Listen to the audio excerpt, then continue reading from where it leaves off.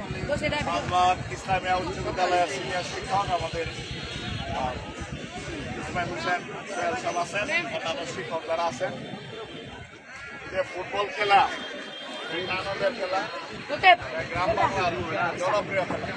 আনন্দ তখনই হবে যখন সুশৃঙ্খলভাবে খেলা হবে। খেলার আগে আমাদের নাজমুল একটু ভিসান। ওকে বড় ভাই একটু চাপেন এদিকে।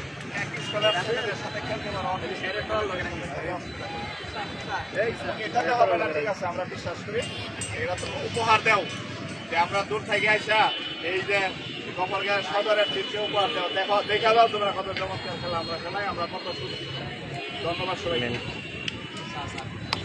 কেউ কারোর সাথে ঝগড়াঝাটি যাবে না, প্রতিদ্বন্দ্বিতা হবে, প্রতিযোগিতা হবে, কিন্তু প্রতিহিংসা যেন না হয়। কারো কথা কাজ আচরণে কেউ যেন এরকম কোনো আচরণ কেউ উপহার না দেয়। মানে খেলাধুলায় তো শেখানো হয় শৃঙ্খলা, নিয়ম অনুবর্তিতা, আনুগত্য, এইগুলো। তাহলে এর মধ্যে যদি অসৎ আচরণ কেউ করে তাহলে বোঝা গেল খেলার থেকে।